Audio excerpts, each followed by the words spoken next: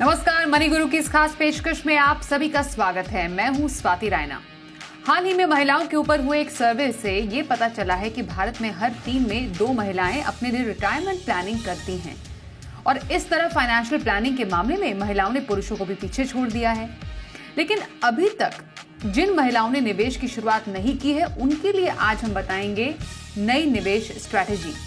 और इस नई नारी के नए निवेश की प्लानिंग के लिए हमारे साथ 2 महिला फाइनेंशियल प्लानर्स हैं और उन्हीं से बातचीत हम आज करेंगे और जानेंगे कि क्या करे महिलाएं financial planning. Certified financial planner Pooja Bhinde हमारे साथ है और फिनसेफ की फाउंडर मृन अग्रवाल है हमारे साथ। पूजा और मृन दोनों का बहुत स्वागत है आज के इस खास कार्यक्रम में। अच्छा लगता है जब जो नंबर्स हैं, आंकड़े हैं, वो ये कहते हैं कि कैसे जो महिलाएं हैं अपने इन्वेस्टमेंट पैटर्न के दम पर एक कुछ पॉजिटिव जो रुझान दिखा रही हैं और उसमें भी रिटायरमेंट प्लानिंग, जिस पर हमने कई बार आप एक्सपर्ट्स के साथ ही शो किए हैं, उससे ये मालूम चलता है कि उनकी रुचि इस तरफ बढ़ती जा रही है। तो अभी हाल ही में मैक्स लाइफ की तरफ से एक सर्वे किया गया जिसमें ये मालूम चला कि महिलाएं जो है रिटायरमेंट प्लानिंग के मामले में काफ़ी ज़्यादा अब जागरूक होती जा रही हैं और यहाँ तक कि पुरुषों को भी कुछ एस्पेक्ट्स में उन्होंने पीछे छोड़ दिया है। ज़रा पहले पूजा, थोड़ा आपसे समझना चाहेंगे, ये जो हम नंबर्स देख रहे हैं, जिस तरीके का ट्रेंड हम देख रहे हैं औरतों का इन्वेस्टमेंट प्लानिंग के प्रति, ये क्या बताता है? जी बिल्कुल, thank you so much Swati for having me on the show.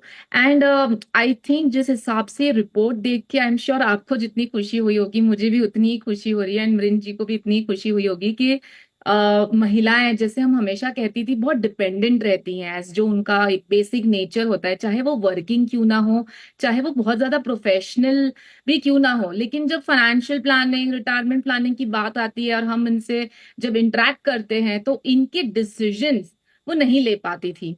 लेकिन जैसे हम इस रिपोर्ट से देख रहे हैं कि जो रिटायरमेंट इंडेक्स है, जो 47 से अब 50 हो गया है, मतलब जाहिर सी बात है ये इंडेक्स बढ़ रहा है। मतलब रिटायरमेंट प्लानिंग की महिलाओं में जो अवेयरनेस है वो बढ़ रही है। एंड क्योंकि हम देख रहे हैं ना स्वाति, अगर हम उसको 360 डिग्री तरीके से देखें तो क्योंकि हेल्थ बहुत अच्छी तरीके से, हेल्थ इंडस्ट्री बूम कर रही है और लाइफ एक्सपेक्टेंसी बढ़ रही है, इस वजह से आई थिंक कोविड के बाद कहीं ना कहीं काफी सजग हो गए हैं इन्वेस्टर्स, वेरिन आपको रिटायरमेंट की प्लानिंग, या अगर आपके बाद कोई नहीं है या अगर आप किसी के ऊपर डिपेंडेंट है और वो नहीं है, तो किस तरीके से प्लानिंग करना है, इसलिए काफी ज्यादा अवेयरनेस है। अभी से चाहे हाउसवाइफ है या फिर वर्किंग महिलाएं हैं, रिटायरमेंट के लिए जो हम लॉन्ग टर्म प्लानिंग कहते हैं एसआईपी के रूट से, वो डेफिनेटली हमेशा एक पोर्शन साइड में रखती हैं। So it's a very good situation I would say, and ऐसे ही करना चाहिए हर इंसान को फाइनेंशियल प्लानिंग की शुरुआत में। जी बिल्कुल, तो फाइनेंशियल प्लानिंग के लिए जो औरतें हैं उनका रुझान बढ़ रहा है। यहाँ तक कि इंश्योरेंस प्लानिंग है वो भी हम देख रहे हैं, यहाँ पर काफ़ी ज़्यादा अवेयरनेस सामने आई है। मृन, क्योंकि हमें मालूम है कि जो कहा जाता है कि जो महिलाएं हैं पुरुषों के मुकाबले ज़्यादा जीती हैं, लॉन्जेविटी ज़्यादा है उनकी। दूसरा ये कि उनको इन टर्म्स ऑफ इंश्योरेंस ज़्यादा ज़रूरत इसलिए भी है कि हेल्थ इंश्योरेंस के मामले में कुछ ऐसी पर्टिकुलर बीमारियां, गंभीर बीमारियां होती हैं जो महिलाओं में ज़्यादा होती हैं, तो इसलिए काफ़ी इंपॉर्टेंट है हेल्थ इंश्योरेंस या किसी भी तरीके के इंश्योरेंस के प्रति महिलाओं का जो पोर्टफोलियो है एकदम परफेक्ट हो। इंश्योरेंस के लिए मैं आपसे जानना चाहती हूँ अभी कैसे एक महिला को अपना पोर्टफोलियो, इंश्योरेंस पोर्टफोलियो बिल्डअप करना चाहिए? नमस्ते स्वाति, और बहुत अच्छा लगा आपके शो में आकर। इस साल हमने एक सर्वे रन किया था हमारी कंपनी में महिलाओं में, कि अगर आपकी जॉब छूट गई तो आपने सोचा है कि आप हेल्थ इंश्योरेंस के बारे में कैसे मैनेज करेंगे, ये एक सवाल था उसमें। और ज्यादातर महिलाओं ने बोला कि हमने इस बारे में सोचा नहीं है। तो बहुत अच्छा लगता है ये सर्वे रिजल्ट्स वगैरह देखकर कि adoption rates are going up, but the question is कि क्या हम सही अमाउंट इंश्योर कर रहे हैं कि नहीं। और इसमें महिलाएं काफी पीछे हैं, क्योंकि अगर हम देखते हैं तो ज्यादातर जो है कि पीपल आर डिपेंडिंग कि बस जो सैलरीड हैं स्पेशली, वो डिपेंड कर रहे हैं अपने एम्प्लॉयर कवर पर। काफी सारी महिलाएं हैं जो सोचती हैं कि अरे हमें इंश्योरेंस की क्या जरूरत है, प्राइम अर्निंग मेंबर को जरूरत है। थैंकफुली कोविड के बाद थोड़ी ये सोच अब बदल रही है कि सबको एक हेल्थ इंश्योरेंस की जरूरत है। बट जो प्रॉब्लम अभी है वो ये है कि लोग ले रहे हैं 3 4 5 लाख, बट ये जो अमाउंट है ये काफी नहीं रहेगा, क्योंकि अगर किसी को कुछ बड़ी बीमारी आई, लाइक फॉर एग्जांपल कैंसर या स्ट्रोक, ऐसी कोई जो भी बड़ी बीमारियां आती हैं, उसको उसका इलाज करने में एटलीस्ट 10 15 20 लाख लग जाते हैं। तो ये बहुत जरूरी है कि सबसे पहले, अगर आप सैलरीड हैं तो आपका एम्प्लॉयर कवर है, बट आपको एक्सटर्नल कवर लेना है। अगर आप हाउसवाइफ भी हैं, या अगर आप अपना खुद का बिजनेस भी चला रहे हैं, सभी को ये 10 से 15 लाख का इंश्योरेंस लेना बहुत ही जरूरी है। एंड जब आप ये हेल्थ इंश्योरेंस लेते हैं तो 2 3 चीजों का ख्याल जरूर रखिएगा। सबसे पहले जो है, आप पॉलिसी वर्डिंग्स पढ़िए। अभी ये नया रूल आया था जिसमें कस्टमर इन्फॉर्मेशन स्टेटमेंट है, जिसमें सारे डिटेल्स होने हैं, but that is only after taking the policy. अगर हम वेरियस पॉलिसीज कंपेयर कर रहे हैं तो 3 चीजों के ऊपर आपको कंपेयर करना है। सबसे पहले, व्हाट आर द एक्सक्लूजन्स, कि क्या इंक्लूडेड है और क्या इंक्लूडेड नहीं है। ये बहुत जरूरी है जानना, क्योंकि जिस पॉलिसी में ज्यादा एक्सक्लूजन्स रहेंगे वो ज्यादा सस्ती रहेगी, राइट। तो ये बहुत जरूरी है कि हमें बहुत सारे एक्सक्लूजन्स नहीं होने चाहिए। जैसे कोविड के टाइम में ये सुनने में आया था कि जो पीपीई किट्स और जो ग्लव्स वगैरह थे, वो सब कंज्यूमेबल्स थे, वो सब इंक्लूडेड नहीं थे। तो अगर ऐसी चीजें इंक्लूडेड नहीं रहेंगी तो इससे क्या होगा कि आपका फिर आउट ऑफ पॉकेट एक्सपेंस ज्यादा हो जाएगा। दूसरी बात जो बहुत जरूरी है देखना कि वेटिंग पीरियड्स क्या है। तीसरा, अगर कोई को पेमेंट है तो ऑफ कोर्स को पेमेंट बेनिफिशियल भी हो सकता है, बट ये जानकारी होना बहुत जरूरी है। और सबसे बड़ी बात, क्या कोई लिमिट है, राइट। जनरली जैसे फॉर एग्जांपल, अगर आप अस्पताल में भर्ती होते हैं तो वो जो रूम रेंट होता है उसकी कैपिंग हो सकती है। तो ये देखना बहुत जरूरी है कि कि कोई सब लिमिट्स हैं कि नहीं। तो ये 3 4 चीजों को आप कंपेयर कीजिए। काफी सारे एग्रीगेटर प्लेटफॉर्म्स हैं, बट आपको खुद कंपेयर करना चाहिए इन 3 4 एस्पेक्ट्स पर, और फिर पूरा देख दाख कर ही आपको पॉलिसी लेनी चाहिए। और ये बहुत जरूरी है कि जो अमाउंट आप लें वो एक अच्छा अमाउंट हो। बिल्कुल, तो आप हेल्थ इंश्योरेंस पहले लें। हेल्थ इंश्योरेंस अगर जब खरीदें तो ये भी समझें कि आपके पास आपको आपको होना लेना कितना है हेल्थ इंश्योरेंस या टर्म इंश्योरेंस या लाइफ इंश्योरेंस प्लान। तो इसी की बात यहाँ पर कर रही है मृन कि ज़रूरत आने पर एक 5 लाख की जो पॉलिसी है उससे शायद ज़्यादा आपको फ़ायदा नहीं होगा। कम से कम 10 से 15 लाख तक की हेल्थ इंश्योरेंस पॉलिसी महिलाओं को ध्यान में रखते हुए लेना बेहद ज़रूरी है। एक प्लान की बात करना या एक कह सकते हैं स्कीम की बात करना यहाँ पर ज़रूरी है, जो बहुत ही हाल फिलहाल में सरकार ने पेश की थी, महिला सम्मान बचत पत्र। मैं पूजा आपसे जानना चाहती हूँ, है तो ये 2 साल की ही स्कीम, क्या इसको अच्छा रिस्पांस मिला है, क्या इसके फायदे हैं? अभी मानिए किसी को पैसे डालने हो ऐसे किसी स्कीम में, तो क्या कितनी फायदेमंद रह सकती है इस तरीके की कोई स्कीम? जी बिल्कुल स्वाति, मेरे हिसाब से रिस्पॉन्स की बात की जाए तो ज्यादा रूरल तक ये नहीं पहुंचा है या ज्यादा लोगों ने इसका बेनिफिट नहीं लिया है। लेकिन आजादी का अमृत महोत्सव के तहत ये स्कीम लॉन्च की गई थी। सीधा जस्ट वो बैंक अकाउंट से, सेविंग बैंक अकाउंट से या जो जनधन अकाउंट्स है उससे पैसा एटलीस्ट एक एफडी या इस तरीके के इंस्ट्रूमेंट में आए, इस वजह से इस तरीके की एक पोस्ट ऑफिस स्कीम लॉन्च की गई थी, जो सिर्फ जैसे आपने कहा 2 साल के लिए महज मैक्सिमम 2 लाख तक की लिमिट थी, मिनिमम 1,000 रुपए, एंड स्पेसिफिकली सिर्फ महिलाओं के लिए, जिसमें 7.5% का इंटरेस्ट रेट नक्की किया गया था, which was a taxable interest rate. लेकिन आई थिंक जैसे आपने राइटली पुट अप किया कि अवेयरनेस इतनी ज्यादा नहीं पहुंची, इस वजह से ज्यादा लोगों ने भी बेनिफिट नहीं लिया है। लेकिन अभी भी मार्च 2025 तक ये स्कीम ओपन है। तो बेनिफिट ले सकते हैं। लेकिन किन्हें बेनिफिट लेना चाहिए ये मैं थोड़ा इसके ऊपर बात करूंगी।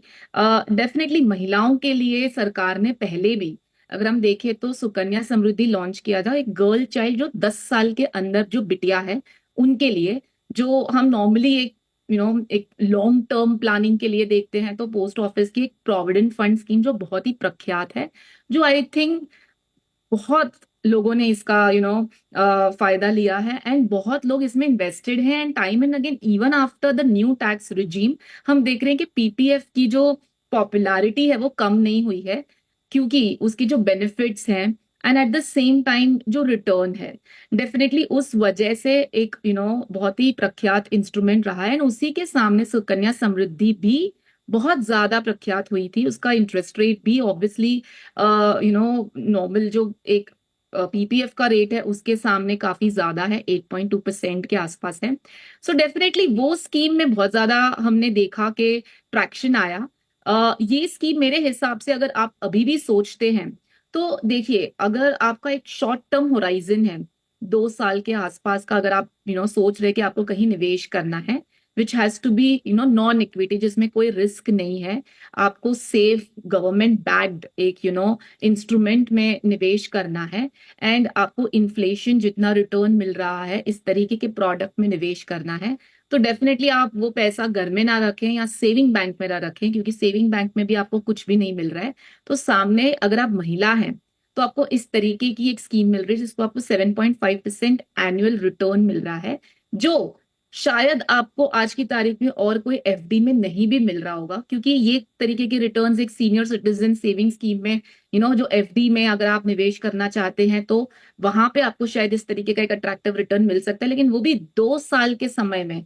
मेरे हिसाब से इस तरीके की रिटर्न का अगर बेनिफिट लेना है डेट कैटेगरी में तो आप अभी भी ले सकते हैं। लेकिन अगेन स्वाति, ये चीज जानना बहुत जरूरी है कि प्रोडक्ट्स बहुत हैं, अवेलेबिलिटी ऑफ प्रोडक्ट ऑप्शंस बहुत हैं, कौन सा प्रोडक्ट किस इंसान के लिए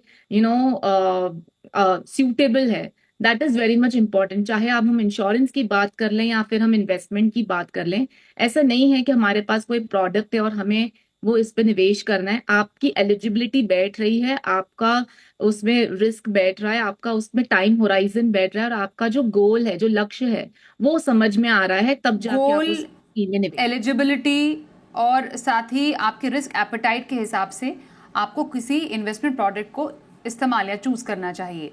एक और जो एस्पेक्ट है जिसको समझना ज़रूरी है वो ये है कि जो स्टडी में सामने आया वो ये भी आया कि चलिए ये तो अच्छी बात हुई कि महिलाएं हैं वो रिटायरमेंट प्लानिंग कर रही हैं, लेकिन रिटायरमेंट प्लानिंग कितने टाइम तक की कर रही हैं ये समझना भी ज़रूरी है। अब मैंने रिटायरमेंट के लिए पैसे डालने शुरू कर दिए, लेकिन कब डालने शुरू किए। अब इसमें यह भी है कि अराउंड 55% से ज़्यादा जो महिलाएं हैं वो तो रिटायरमेंट जो कॉर्पस है उनका सिर्फ 10 सालों का है। मतलब आप इन्वेस्टमेंट कर तो रही है, लेकिन उसका फ़ायदा आपको कब तक होगा ये भी समझना ज़रूरी है। और महिलाओं के लिए पर्याप्त रिटायरमेंट राशि होना, ये इस पर कोई भी दो राय नहीं है। इसलिए मैं मृन आपसे जानना चाहती हूँ कि महिलाएं अगर प्लानिंग कर रही हैं, लेकिन उसका जो सही डायरेक्शन है या सही डायमेंशन है उसको डिटर्मिन करना बेहद ज़्यादा ज़रूरी है, जो कि शायद अभी प्रॉपरली नहीं हो पा रहा है। तो रिटायरमेंट प्लानिंग के लिए एक टेन्योर होना, प्रॉपर टेन्योर होना कितना इंपॉर्टेंट, और उसमें इन्फ्लेशन बीटिंग जो रिटर्न है वो इन्वेस्टमेंट प्रोडक्ट को चूज करना कितना इंपॉर्टेंट। बिल्कुल, आपने बिल्कुल सही कहा कि लोग कर रहे हैं, बट क्या वो सही कर रहे हैं? क्योंकि 10 साल तो बहुत कम टाइम होता है रिटायरमेंट कॉर्पस के लिए, राइट? तो सबसे पहले देखिए, बहुत सारे रिटायरमेंट प्लानिंग कैलकुलेटर्स फ्री में अवेलेबल हैं ऑनलाइन। तो सबसे पहले आप इस कैलकुलेटर का इस्तेमाल कीजिए जानने के लिए कि आपको कितना कॉर्पस बनाना है। अब जो कॉर्पस बनता है उसमें 2-3 चीजें होती हैं। सबसे पहले तो अब आप कब रिटायर होना चाह रहे हैं, आप कब तक प्लानिंग करना चाह रहे हैं। देखिए, अगर आप 60 की उम्र में रिटायर हो रहे हैं तो एटलीस्ट आपको 80 साल तक तो अपना कॉर्पस की प्लानिंग करनी पड़ेगी। दूसरा, बहुत बार टीवी शोज पर भी लोग पूछते हैं कि मुझे रिटायरमेंट के लिए 1 करोड़ 2 करोड़ चाहिए, तो ये आपने नंबर कैसे डिसाइड किया, राइट?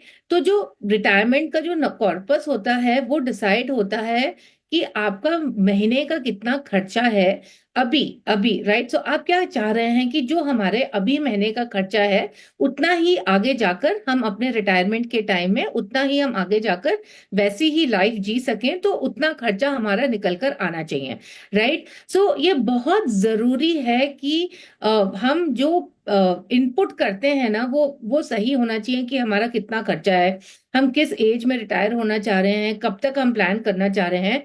और फिर एक और चीज जो बहुत ही जरूरी है कि आप किस इन्वेस्टमेंट किस इंस्ट्रूमेंट में इन्वेस्ट कर रहे हैं, क्योंकि अगर हम इन्फ्लेशन का 6-7% के हिसाब से लेकर चलेंगे तो बस 2-3 इंस्ट्रूमेंट है जो ये एक्चुअली 6-7% का इन्फ्लेशन बीट कर सकता है। एक तो है गोल्ड। गोल्ड का एवरेज रिटर्न करीब 9% है। बट वेरी इंपॉर्टेंट कि हमें इक्विटी एक्सपोजर इसमें लेना लेना ही पड़ेगा, क्योंकि आपको एक ऐसा इंस्ट्रूमेंट चाहिए जो ये 7% को अच्छी तरह मतलब 7% से बहुत ज्यादा अच्छा रिटर्न आ सके, राइट।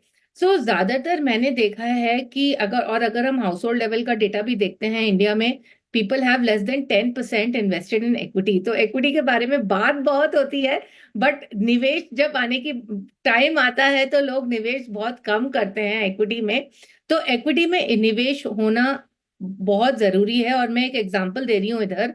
अगर कोई 35 साल का है और उसका महीने का खर्चा करीब 50,000 रुपए है, और वो 60 की उम्र में रिटायर होने वाले हैं और 80 तक उनको प्लानिंग करनी है, तो अगर आप ये मतलब जैसे अगर आप बस एम्प्लॉय प्रोविडेंट फंड कर रहे हैं या आप कुछ सेफर इंस्ट्रूमेंट्स कर रहे हैं 7-8% के हिसाब से आपको महीने में करीब 55,000 इन्वेस्ट करने पड़ेंगे, 55,000।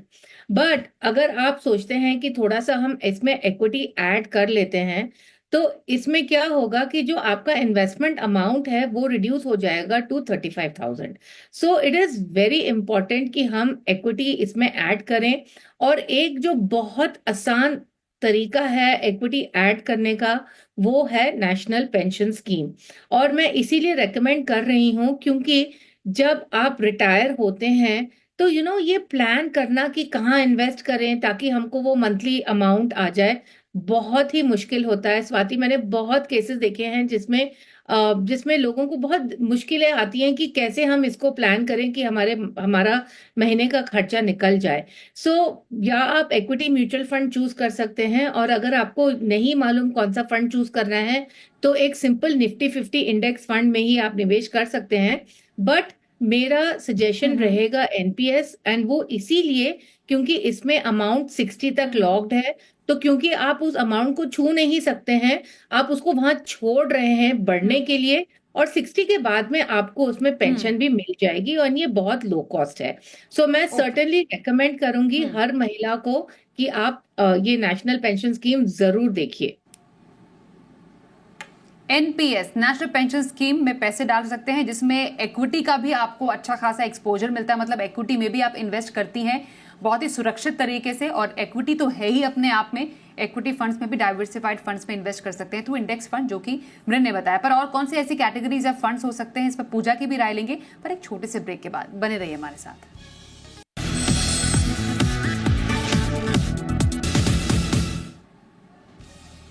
आज हम करा रहे हैं महिलाओं की फाइनेंशियल प्लानिंग। मृन अग्रवाल और पूजा भिंडे हमारे साथ हैं। पूजा, हर एक महिला की लाइफ में एक करियर ब्रेक जरूर आता है, तो पर इस प्लान या फिर अनप्लान्ड करियर ब्रेक जो है उसकी तैयारी कैसे करें, और जब हमें बाउंस बैक करना है वर्क फोर्स में उसके लिए कैसे अपने आप को प्रिपेयर रखना है? जी बिल्कुल स्वाति, आई थिंक ये जैसे आपने मेंशन किया planned as well as unplanned, इसकी बहुत जरूरी है हमें समझने के लिए, क्योंकि जब दो वर्किंग लोग होते हैं एंड उसके बेसिस पे जब जो इनफ्लोज आते हैं और हम पूरी फाइनेंशियल प्लानिंग करते हैं, and जब एक मेटर्निटी पीरियड आता है, मैं पीरियड इसके लिए यूज करी चाहे वो 6 महीने का हो या 12 महीने का हो, वो एक प्रॉपर करियर ब्रेक है। ठीक है, तो इस तरीके के जो ब्रेक्स है वो मेरे हिसाब से विमेन की लाइफ में कुछ अलग अलग इंटरवल्स पे आते हैं। वो फर्स्ट एंड फॉरमोस्ट तो ऑब्वियसली मेटर्निटी ब्रेक एक काफी लंबा ब्रेक हो जाता है, लेकिन at the same time because बच्चों की आपको पूरी जिंदगी के हिसाब से उनके टाइम पे अगर कहीं पे कुछ प्रॉब्लम हो जाता है, कोई बीमारी हो जाती है, आप महिला के खुद के पेरेंट्स की भी रिस्पॉन्सिबिलिटी उनके ऊपर होती है। तो महिलाओं की देखा जाए तो मेटर्निटी लीव तो एक है ही, लेकिन एट द सेम टाइम काफी दूसरी सारी रिस्पॉन्सिबिलिटीज भी होती है जब इस तरीके की कोई मेडिकल इमरजेंसी आ जाती है।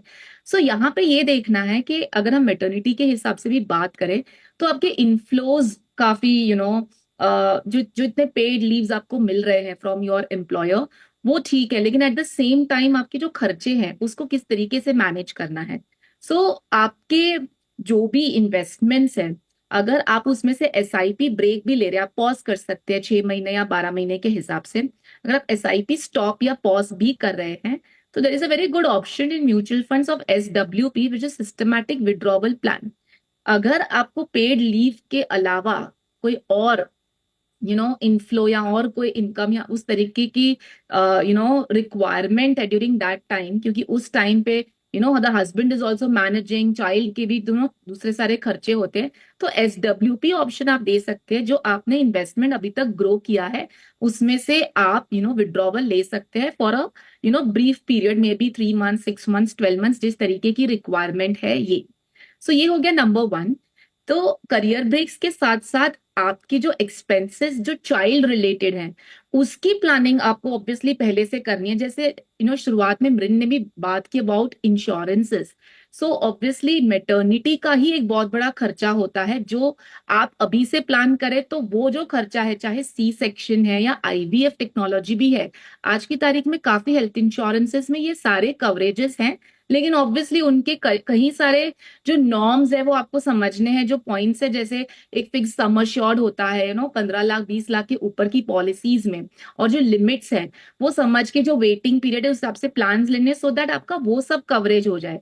बच्चों के रिलेटेड जो एक्सपेंसेस है उसकी प्लानिंग के लिए आपको अलग से एक बजट बनाना होगा, चाहे वो हमें कंटिजेंसी बजट बना सकते हैं जिसमें एक हेल्प जो हायर करते हैं या उनके जो वैक्सीन एक्सपेंसेस है। सो ऑब्वियसली एक अलग से पैरेलल चाइल्ड प्लानिंग शुरू हो जाती है from the time of birth.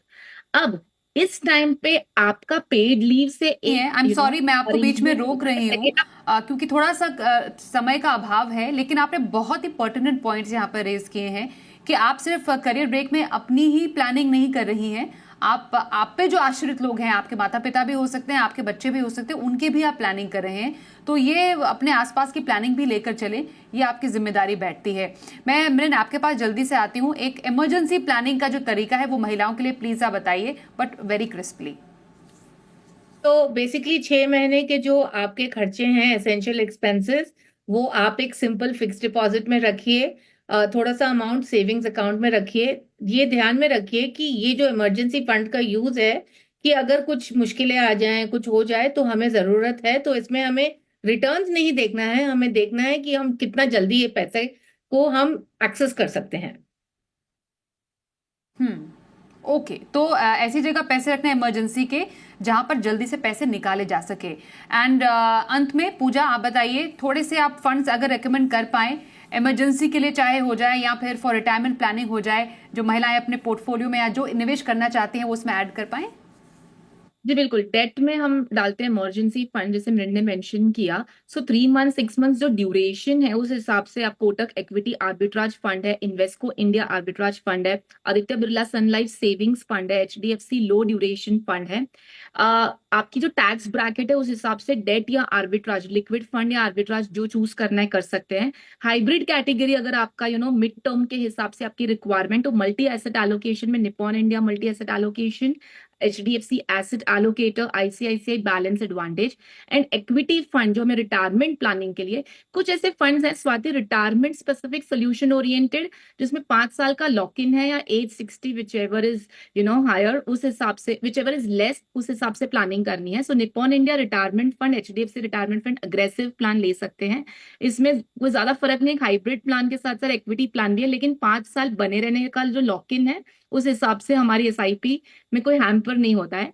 पराग पर एक flexi cap, Motilal mid cap, HSBC small cap, Invesco large and mid and SBI Contra, एक डाइवर्सिफाइड इक्विटी फंड्स का आप SIP पोर्टफोलियो शुरुआत कर सकते हैं। एंड डेफिनेटली हेल्थ इंश्योरेंसेस में स्टार हेल्थ इंश्योरेंस एक बहुत ही वंडरफुल प्लान है महिलाओं के लिए, ताकि उसमें आपके जो भी कैंसर्स वगैरह है वो सब भी आप उसमें क्रिटिकल इलनेस भी देख सकते हैं, and at the same time maternity बहुत इंपॉर्टेंट खर्चा है वो भी आप उसमें देख सकते हैं। जी बिल्कुल। तो एक पूरा पोर्टफोलियो, ओवरऑल पोर्टफोलियो प्लानिंग के लिए फंड्स बताए पूजा ने। ये आपकी रिटायरमेंट प्लानिंग भी हो गई, आपकी इमरजेंसी प्लानिंग भी है, कुछ जो स्कीम्स हैं वो जो इंश्योरेंस से जुड़ी हुई है इस पर आप गौर कर सकते हैं। एनपीएस, इक्विटी में निवेश कहाँ पर आपको अपने रिटायरमेंट, सेफ रिटायरमेंट प्लानिंग के लिए करना है, उस पर हमने तमाम टिप्स लिए अपने दोनों एक्सपर्ट से, पूजा और मृन। थैंक यू सो मच हमारे साथ इस चर्चा में शामिल होने के लिए। मनी गुरु में बस इतना ही, रुकते हैं एक ब्रेक के लिए। देखते रहिए जी बिजनेस।